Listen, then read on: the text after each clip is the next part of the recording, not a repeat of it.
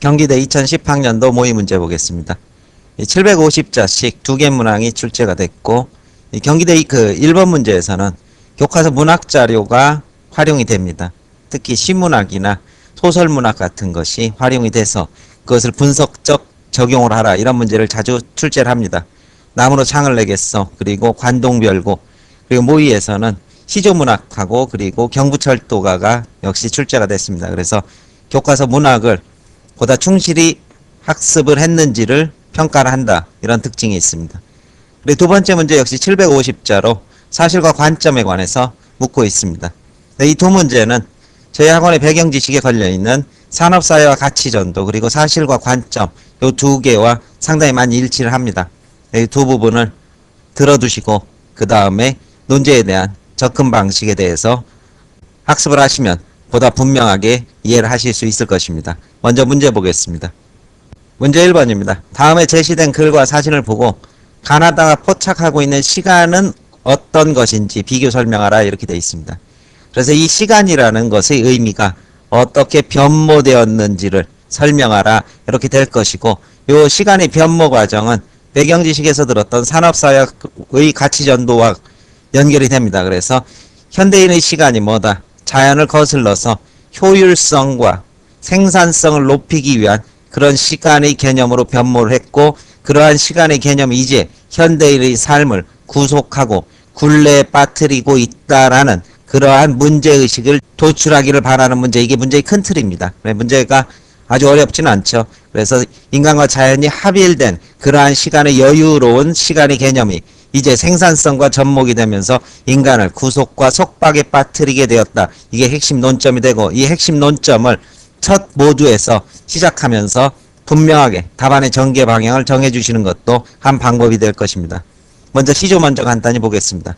청산도 절로절로, 이때 절로절로는 주제의식을 함축하고 있습니다. 그래서 시간의 흐름에 따라서 섭리에 맡겨서 자연스럽게 흘러간다. 그리고 녹수, 시냇물도, 푸른 시냇물도 역시 자연스럽게 흘러간다. 즉 자연은 시간의 흐름을 재촉하지 않고 순리에 맞게 흘러가는 실체이다. 산절로 수절로 역시 앞에를 받고 반복을 하는 거죠. 그 속 산수, 자연이라는 뜻입니다. 자연 속에서 나도 이러한 섭리와 자연의 흐름에 맡겨서 합일된 삶을 살아가겠다, 이런 뜻이 되겠죠.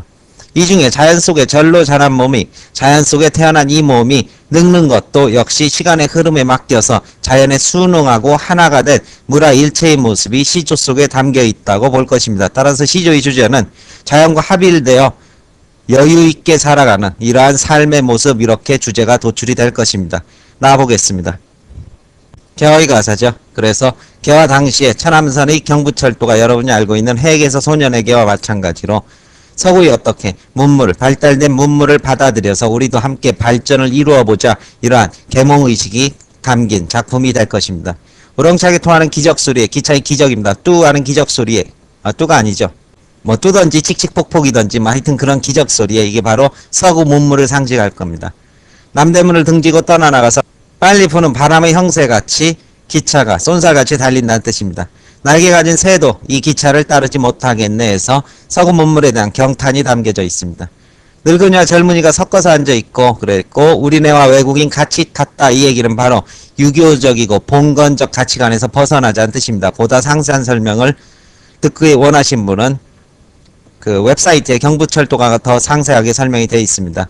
내외 친소 다 같이 익히 지내니, 그렇죠? 남자 여자 그리고 친하니 그리고 처음 보노니 다 같이 함께 지내니, 바로 이러한 폐쇄적 공동체를 벗어나서 모두가 평등한 모습으로 한자리에 앉아 있으니 조그만한 이 기차 속에서 밖의 세상과는, 바로 유교적 질서가 지배하는 세상과는 전혀 다른 딴 세상을 저절로 이루었다, 이렇게 말하는 이 부분에선 바로 이 철도가 속도를 상징하게 됩니다.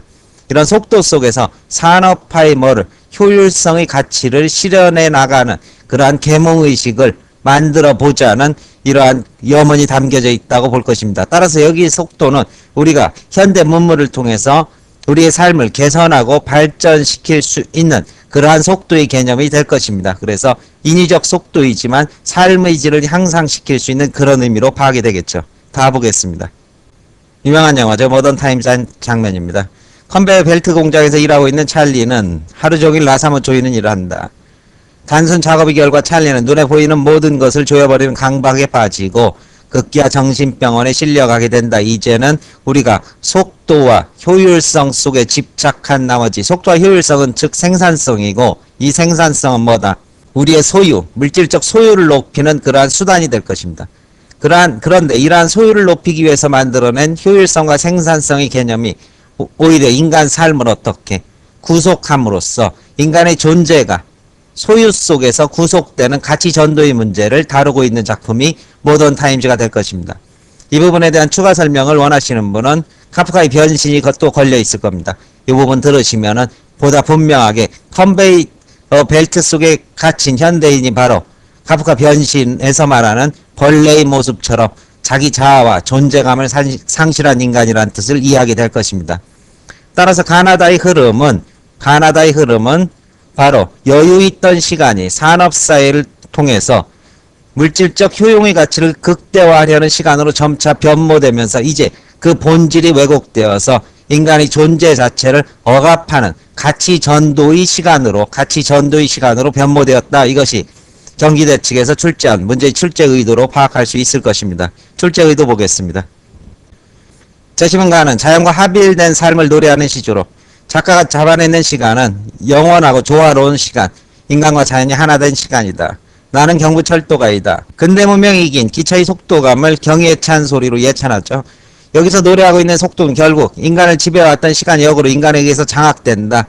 인간은 시간을 장악함으로써 시간과 공간의 제약을 벗어나게 되는 거죠. 그래서 보다 더 빨리라는 공간의 제약을 넘어서서 우리가 원하는 공간, 원하는 시간 내 원하는 공간에 갈 수 있는 힘을 철도가 주는 겁니다. 요즘에 인터넷은 더 말할 필요가 없겠죠. 그간 교류가 불가능했던 공간과 공간 하나로 연결하고 남자와 여자, 외국인, 세대와 세대가 소통할 수 있게 되었다. 따라서 이 노래가 포착하고 있는 속도감은 인간이 주변 환경을 개척해서 우리의 자유를 끊임없이 확대하고 생산과 효율성을 높임으로써 삶의 질을 높일 수 있는 시간의 의미가 된다. 이렇게 될 것입니다. 그런데 이 시간이 이제는 우리를 억압하는 모습으로 재심은 다해서 설명이 됩니다. 사진이 포착하고 있는 시간은 컨베이 시스템으로 대표하는 근대 공장의 시간이다. 여기서 시간은 곧 기계가 된다.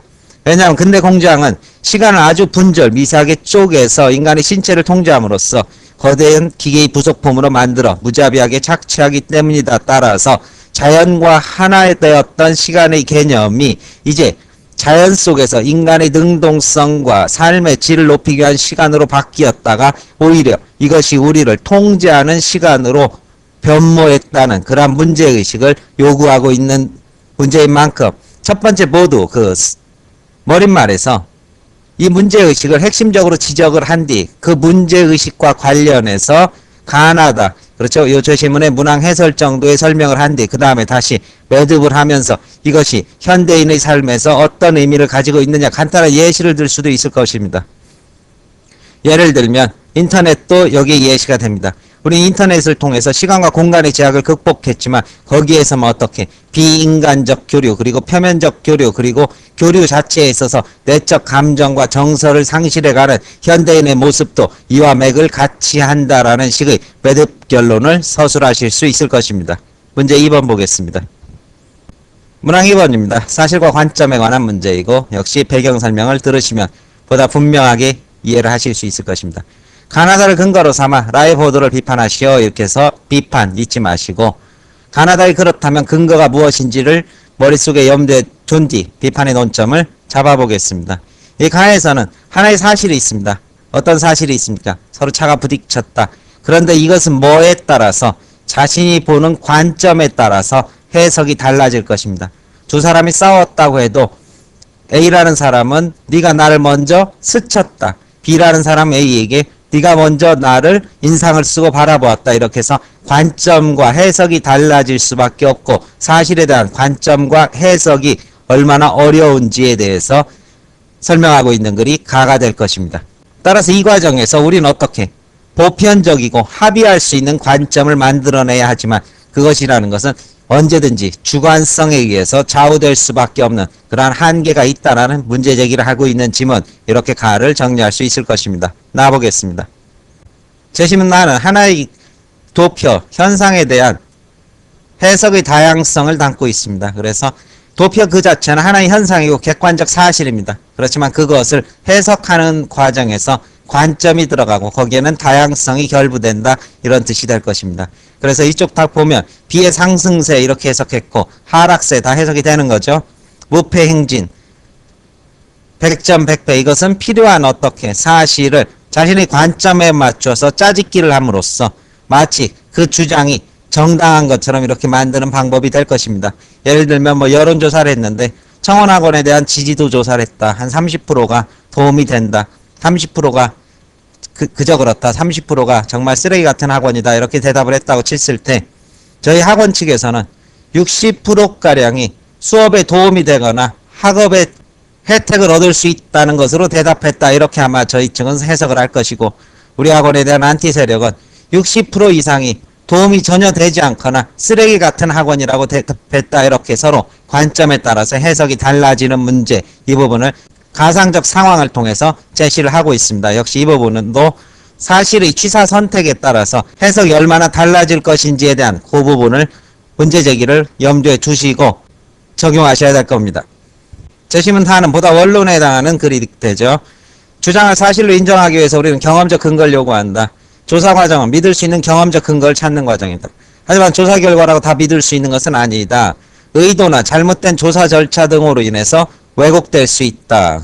우리가 믿을 수 있는 것은 과학적 절차가 엄밀하게 뒤따라야 한다. 이렇게 얘기를 합니다. 따라서 의도가 왜곡되거나 절차가 문제가 있다. 이 부분도 눈여겨보시고, 신뢰할 수 있는 조사 결과를 얻기 위해서 조사를 수행하는 기관이나 조사자는 조사 과정에서 객관성을 유지해야 한다. 조사 과정에 조사 기관이나 특정 집단의 가치, 편견이 개입돼서는 안 된다. 이 부분도 역시 염두에 두셔야 될 겁니다.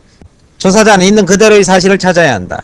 다른 사람이 발표한 조사 결과를 대할 때도 우린 조사 결과를 무작정 신뢰하기보다 의도가 어떤 영향을 미쳤을 가능성이 있는가에 보이지 않는 의도가 작용을 한다는 거죠. 그리고 조사 대상자들은 어떻게 선정되었는가, 역시 이 부분도 눈여겨보셔야 됩니다. 그리고 조사를 위해 제시된 질문이 특정 답을 유도하고 있지는 않은가 등에 대한 비판적 자세를 가져야 한다. 이 원론적 입장을 가지고 재심은 나에서 보이는 이러한 해석상의 자의성을 적용을 해서 그리고 라를 비판을 해주시면 될 것입니다. 간략하게 비판에 앞서 출제 의도 보겠습니다. 진실보도가 쉽지 않다는 것이 출제 의도다, 이렇게 얘기합니다. 그리고 여론조사라는 사실을 어떻게 도출하고 보도하느냐에 따라 내용은 진실일 수도 있고 아닐 수도 있다, 뭐 원론 얘기를 하고 있고, 재심은 가나다의 키워드를 보겠습니다. 진실보도의 어려움 이렇게 돼 있고, 나는 사실에 기초하더라도 비교 대상을 어떻게 선택적 자료의 활용에 따라서 상반된 주장이 모두 가능하다. 이 부분도 적용이 될 것입니다. 물론 객관적 사실에 기초를 하고 있지만 그 객관적 사실의 기초에서 종합화된 관점이 틀린다는 얘기겠죠. 재심은 다하는 여론조사를 포함한 사회조사의 결과가 신뢰성을 확보하기 위해 필요한 조건들을 언급한다. 그 결과는 자체로 하나의 사실일 수 있으나 도출 과정에 오류나 왜곡이 있다면 진실이 아닐 수 있다는 원론적 소개를 하고 있다 해서 결국 문항 해설에서는 일반 원론을 얘기하는데, 이제 이 재심문의 출제 의도에 따라서 도표에 대한 비판적 해석을 해보겠습니다. 전체 750장 후 비판적 논의가 주류를 이루어야 하는 만큼 조금 더 꼼꼼하게 보셔야 될 것입니다. 2000년 4.13 총선 뒤 정치인, 공무원, 언론인, 직장인 60명씩 모두 240명이라고 그랬습니다. 여기서 바로 비판의 포인트 하나가 나오게 될 것입니다. 조사 집단이 어떻게 한정되어 있습니다. 직장인 이상이라는 것은 일반 시민이나 보통의 그 주부나 이런 사람들이 모두 배제되었고, 바로 특정 집단, 정치에 대해서 보다 관심이 있는 그러한 집단으로 한정되었다는 문제가 있을 것입니다. 따라서 집단 선정의 문제성, 그 다음 240명입니다. 표본에 있어서, 표본 선정에 있어서 협소하다는 평가를 면하기 어려울 것입니다. 240명 조사에서 그것을 어떻게 오차 범위 내에서 제시한다는 건 문제가 있겠죠. 그 다음에 설문조사의 항목, 제목 보겠습니다. 시민단체의 영향력 조사라고 이미 주제를 한정함으로써 특정 단체의 의도가 왜곡돼서 담겨질 수 있다. 이 조사 자체가 시민단체 영향력 조사라는 부분으로 토를 달고 간다면 아무래도 답변자가 이쪽 조사자의 의도 쪽으로 기울어져 갈 것이기 때문이다. 벌써 3개 이상의 문제점이 드러났습니다. 한국사회 영향력 집단을 물은 결과 9.3%가 시민단체를 꼽았다. 여기까지는 그냥 두겠습니다. 사실이죠. 언론, 행정부, 국회, 재계 다음으로 영향력이 있다는 것이다. 총선 시민연대의 낙선운동이 큰 사회적 관심을 모은 뒤 바로 조사 시기에도 문제가 있습니다. 이런 조사 시기가 시민단체의 영향력이라는 것을 과시하기 위해서 일부란 의도를 갖고 있는 것 아니냐는 시기상의 문제가 역시 제기될 수 있을 것입니다. 실시된 조사이기 때문에 과도하게 평가된 측면이 있지만 다소 과대하게 평가된 측면이 있지만 다소가 아니라 엄청나게 과대하다고 봐야죠. 왜 그러냐면 시민단체 순위를 보겠습니다. 시민단체 영향이 만만치 않음을 보여준다 이렇게 되는데 이 시민단체의 순위가 1등, 2등, 3등, 4등, 5등입니다. 이 5등을 했는데 만만치 않다고 얘기했는데 역으로 얘기하면 꼴찌에서 기타, 사법부, 바로 위, 꼴찌에서 세 번째입니다. 바로 이것은 어떻게 사실의 취사 선택과 관련되는 겁니다. 그래서 말하기에 따라서는 재계 다음으로 영향력이 높았다 이렇게 얘기를 하겠지만은 기타나 사법부, 시민단체와 별다른 차이가 없었다 뭐 이렇게 얘기하면은 꼴찌에서 세 번째에 불과했다 그러면은 역시 해석이 달라지게 될 것입니다. 이게 어디에 나와 있습니까? 바로 제시문 나에서 사실의 취사 선택에 관련된 것 그리고 9.3%가 큰 것인지 작은 것인지에 대한 객관적 기준이 없는 상태에서 이것이 만만치 않다라고 해석한 건 역시 문제가 될 것입니다. 만만치 않은 것인지 여전히 미흡한 것인지 이것은 뭐에 따라서 보는 사실의 관점에 따라 달라진다 이런 평가를 역시 해줄 수 있을 것입니다. 따라서 이 도표의 문제점을 정리를 해보면은 첫 번째 선택된 집단의 문제, 그 다음 두 번째 표본수의 문제, 세 번째 조사 항목에 있어서 시민단체의 영향력 조사라는 의도성의 문제 제기될 수 있을 것이고 그 다음 9.3%라는 수치에 대한 주관적 해석의 여부 이 부분들이 하나 둘 셋 네 가지 정도의 요소가 이 설문조사에서 드러나는 문제라고 할 것입니다. 마지막으로 덧붙이면 이 영향력이라는 표현 자체도 애매하고 모호한 표현이라는 뜻이 될 것입니다. 영향력이 어떤 영향력인지 구체화되지 않은 이런 설문조사의 내용 또한 한계로 덧붙여서 지적할 수 있을 것입니다. 설명 마칩니다.